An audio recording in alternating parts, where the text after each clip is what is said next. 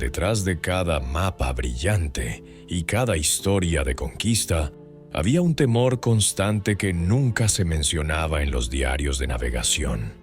El naufragio no era un accidente improbable, era una amenaza latente.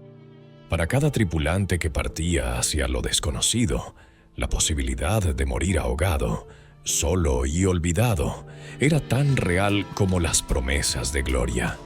Hoy vamos a desenterrar una verdad ignorada por siglos. ¿Por qué, en plena era de las grandes exploraciones, sobrevivir a un naufragio era casi imposible? ¿Qué hacía que el mar se convirtiera en una trampa mortal incluso antes de que el barco se hundiera? ¿Y por qué tantas vidas se perdieron sin dejar rastro, como si el océano tuviera el poder de borrar toda memoria? En los relatos oficiales se habla de descubrimientos, comercio y valentía. Pero este video te mostrará lo que se escondía debajo de las cubiertas húmedas. Embarcaciones frágiles, errores humanos, rutas mal trazadas, tormentas brutales y decisiones desesperadas. Historias de horror que ocurrieron lejos de la costa, donde no había rescate, ni esperanza, ni regreso. Muchos de los hombres que se embarcaban jamás regresaban. No eran héroes, ni leyendas. Eran personas comunes atrapadas en condiciones inhumanas, enfrentando un entorno que no perdonaba el más mínimo error. No había entrenamiento, ni equipo de seguridad, ni tecnología que los protegiera. Solo el mar, inmenso, impredecible, letal. Este no es un video sobre conquistas. Es un viaje hacia la otra cara del mar, la que se tragó miles de vidas sin nombre, la que no figura en los libros, y lo más importante, entender por qué cruzar un océano en el siglo XVI era más parecido a un suicidio planificado que a una hazaña heroica. Prepárate, porque lo que vas a escuchar cambiará para siempre tu visión sobre las grandes navegaciones. Durante la era de las exploraciones, los barcos europeos eran maravillas de la ingeniería para su tiempo, pero comparados con cualquier estándar moderno, eran auténticas trampas flotantes. La mayoría estaban construidos completamente de madera, un material noble, sí, pero también vulnerable a la humedad, al calor, al frío, a los parásitos marinos, al tiempo. Las embarcaciones se enfrentaban a su propia descomposición desde el momento en que tocaban el agua. Las naos, carabelas y galeones eran sellados con resina y estopa, pero esa protección se desgastaba en cada travesía. La madera se agrietaba, se hinchaba o se abría por la presión. Parásitos como el Teredo navalis, un molusco perforador apodado el gusano del barco, podían convertir un casco entero en una esponja flotante sin que la tripulación se diera cuenta, hasta que ya era demasiado tarde, y el mantenimiento no ayudaba. Muchos navíos pasaban meses, incluso años, sin recibir reparaciones apropiadas. Las rutas eran largas, las escalas pocas y los recursos limitados. En plena alta mar, un pequeño desperfecto podía evolucionar en filtraciones internas, crujidos extraños en la estructura o, directamente, una ruptura catastrófica. El diseño mismo tampoco favorecía la estabilidad. La sobrecarga de mercancías, pasajeros y armas, motivada por la avaricia y la necesidad de autoabastecimiento, hacía que el peso estuviera mal distribuido. Un solo giro brusco o una ráfaga de viento podía provocar una inclinación fatal. Además, muchas de estas embarcaciones eran adaptaciones improvisadas. Se usaban barcos mercantes como buques de guerra, naves de carga como transportes de personas, y así. No había un estándar real de seguridad. Todo era experimentación, con vidas humanas a bordo. Y había más. Las velas y mástiles, expuestos a tormentas constantes, se rompían con facilidad. Una vela rasgada en medio del océano podía dejar el barco a la deriva durante días. Los clavos de hierro se oxidaban, las cuerdas se desgastaban, las bombas de achique fallaban. Cada rincón del navío era un punto de falla potencial. Para los marineros, cada sonido extraño era una amenaza. Un crujido en la bodega podía significar que el casco cedía. Un chirrido del mástil podía anunciar su colapso. Vivían en un constante estado de alerta, sabiendo que cualquier día, cualquier ola, cualquier decisión podía sellar su destino. Y cuando el barco empezaba a romperse, no había vuelta atrás. La mayoría de las veces el daño estructural era irreversible. No existían recursos ni herramientas para reparar una fractura mayor en alta mar. El navío estaba condenado, y con él todos a bordo. Esa era la realidad de la navegación en el siglo XVI. Subir a un barco era poner un pie en una estructura frágil, hecha para resistir lo imposible, sin los medios para hacerlo. Una ilusión de poder flotando sobre un mar implacable. Navegar en el siglo XVI era, en esencia, una mezcla de experiencia, intuición y suerte. No existían mapas confiables ni rutas establecidas. Los océanos eran vastos, desconocidos y plagados de errores de cálculo. El simple hecho de perder de vista la costa convertía cada travesía en un acto de fe. Los marineros confiaban en instrumentos rudimentarios, astrolabios, cuadrantes, brújulas, relojes de arena y cartas náuticas de dudosa precisión. Estos elementos daban una idea vaga de la posición, pero no garantizaban seguridad. Un error de unos pocos grados podía enviar una nave directo a un arrecife o a regiones completamente deshabitadas. Las cartas náuticas no estaban estandarizadas. Se basaban en relatos orales, estimaciones y dibujos de navegantes anteriores. Muchos mapas incluían monstruos marinos, islas inexistentes y escalas inexactas. Seguirlos era como avanzar con los ojos entrecerrados, esperando que el mar fuera indulgente. La navegación nocturna era aún peor. En ausencia de referencias visibles, se dependía completamente de las estrellas.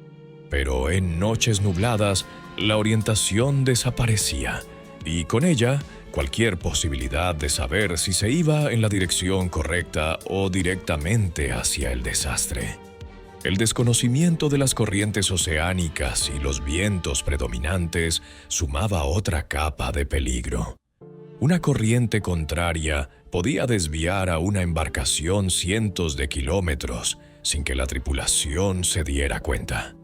Los vientos alisios, los ciclones, las zonas de calma absoluta, eran fenómenos poco comprendidos y completamente impredecibles. Todo esto hacía que perderse fuera algo habitual. Y un barco perdido no solo estaba condenado a quedarse sin rumbo, estaba condenado a quedarse sin provisiones, sin agua, sin esperanza. Muchos naufragios no fueron causados por tormentas, sino por la desesperación de una tripulación extraviada que, al intentar encontrar tierra, encallaba en costas desconocidas o se hundía por desgaste y agotamiento. En ese contexto, cada decisión tomada por el capitán, una maniobra, una nueva ruta, un ajuste de velas, podía marcar la diferencia entre volver a casa o convertirse en otra historia perdida en el mar. Si la fragilidad del barco no era suficiente, el clima hacía el resto. Navegar en mar abierto sin pronósticos ni alertas era como jugar a la ruleta con tormentas tropicales. Los barcos podían pasar de cielo despejado a un infierno de viento, olas y rayos en cuestión de minutos. Sin advertencia, sin preparación. Una sola tormenta podía desgarrar velas, partir mástiles y abrir grietas en los cascos debilitados. El mar se volvía un enemigo imparable. Las olas golpeaban con tal fuerza que el agua entraba por cada abertura. El viento arrastraba el timón, empujaba a los marineros y descontrolaba totalmente la nave. Pero no era solo la furia del clima, era también la avaricia. Los barcos eran cargados más allá de su capacidad. Provisiones, armas, animales, oro, personas, todo mal distribuido. Esa sobrecarga comprometía el equilibrio de la embarcación. Un barco mal balanceado era más lento, más inestable y más propenso a volcar con cualquier oleaje fuerte. Y lo peor, muchos de estos viajes eran tan largos que las provisiones mismas empezaban a pudrirse, a perderse o simplemente a ocupar espacio inútil. El peso extra no daba ventaja, daba vulnerabilidad. Además, los vientos eran tan impredecibles como peligrosos. Vientos contrarios alargaban la travesía por semanas. Zonas de calma dejaban al barco inmóvil bajo un sol que mataba lentamente. Sin agua dulce, sin comida fresca y sin movimiento, la tripulación caía en la desesperación mucho antes de naufragar. El mar era más que un camino. Era un juez cruel. Y la combinación de tormentas violentas con embarcaciones sobrecargadas era casi una sentencia. Cada día sin hundirse era una victoria. Pero esa victoria era siempre frágil y temporal. Cuando un barco empezaba a hundirse, el caos era inmediato. No existía ningún protocolo de evacuación, ni entrenamiento, ni equipo de seguridad. Las señales podían ser súbitas, un crujido en el casco, una vela rasgada, agua entrando por la bodega, o graduales, como una inclinación lenta, mástiles que temblaban o goteras que no paraban. Pero en ambos casos el resultado era el mismo: pánico. La mayoría de los tripulantes no sabía nadar. No era un requisito en la marina ni entre civiles. Muchos temían al mar. Lo veían como un abismo hostil. Cuando el barco fallaba, no había salvavidas, ni botes suficientes, ni nadie al mando. El miedo se apoderaba de todos. La cubierta se volvía un campo de locura. Gritos, empujones, sogas sueltas, objetos cayendo, agua subiendo por cada rincón. La bodega, muchas veces llena de carga o de personas esclavizadas, era la primera en inundarse. Quienes estaban allí quedaban atrapados sin salida. Los pocos botes disponibles estaban en mal estado, mal amarrados o eran inaccesibles en medio del desorden.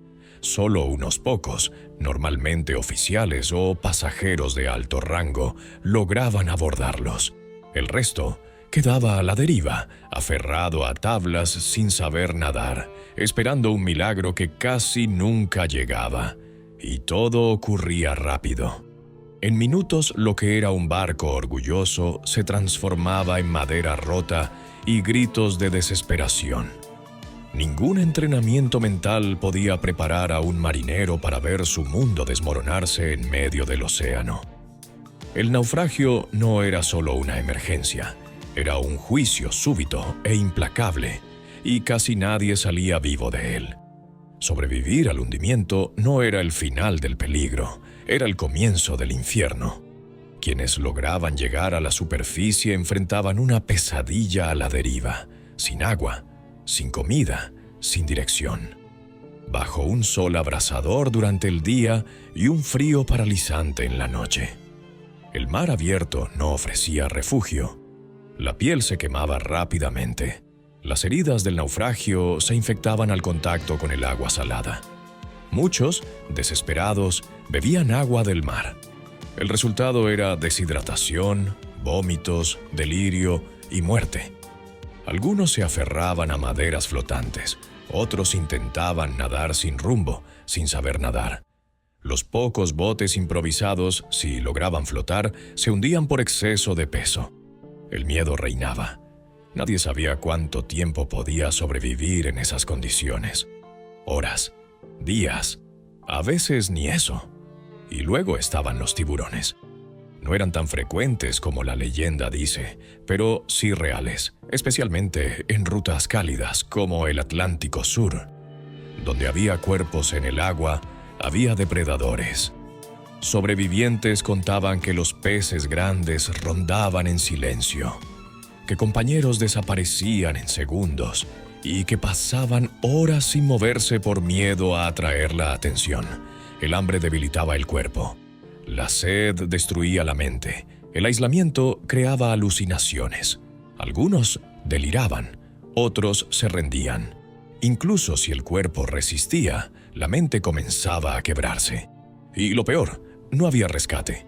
En alta mar nadie veía nada. La única esperanza era que otro barco pasara cerca, por casualidad. Una esperanza tan remota como vacía. Flotar entre la vida y la muerte, sin tierra a la vista, sin nadie que venga, sin fuerzas para moverse. Eso era la deriva, el último castigo de un naufragio. Y casi nunca tenía final feliz. Sobrevivir al mar era solo la mitad del tormento. Llegar a tierra firme no garantizaba nada. Muchas veces significaba comenzar otra lucha, aún más lenta y silenciosa. Los náufragos que alcanzaban la costa lo hacían exhaustos, deshidratados, heridos, sin provisiones, sin mapas, sin armas. Si tenían suerte, llegaban a una playa desierta, si no a un terreno rocoso, selvático o plagado de peligros invisibles. El aislamiento era absoluto.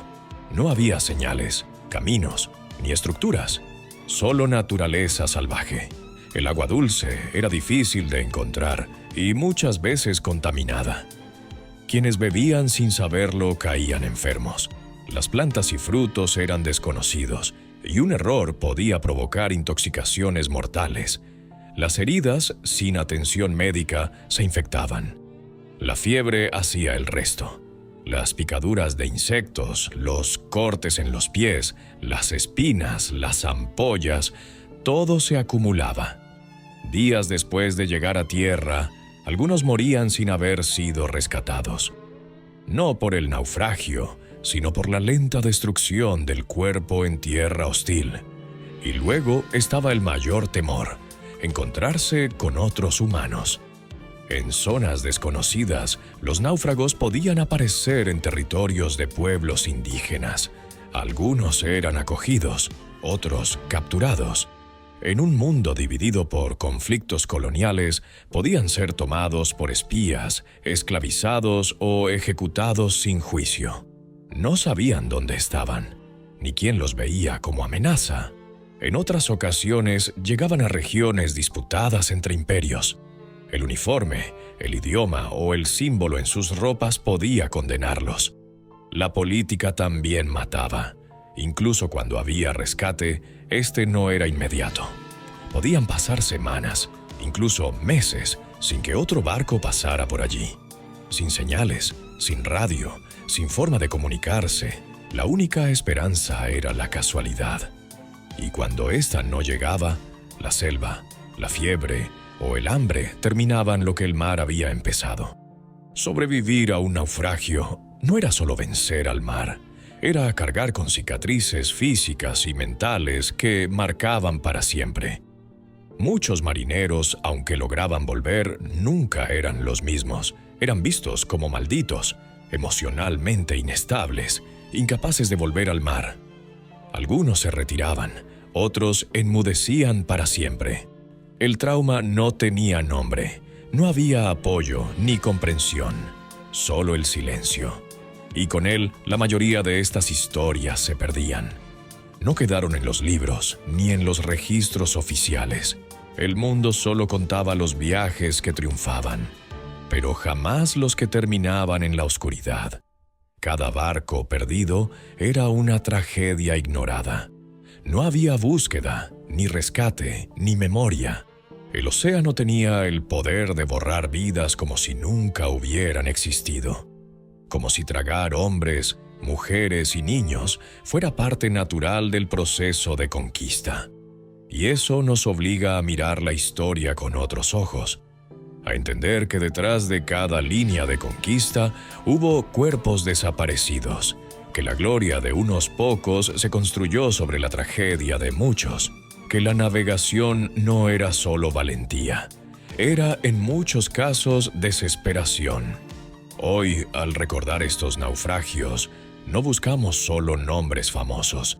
Queremos rescatar también la memoria de los que nunca regresaron, de los que no tuvieron tumba, de los que murieron sin testigos, sin canto, sin historia, porque el conocimiento histórico no debe servir solo para celebrar conquistas. Debe también hacernos reflexionar sobre su costo humano, sobre el precio oculto de cada descubrimiento. Si este video te hizo ver con más profundidad la realidad de las grandes navegaciones, deja tu like, compártelo con otros amantes de la historia y suscríbete al canal para seguir explorando lo que los libros no cuentan.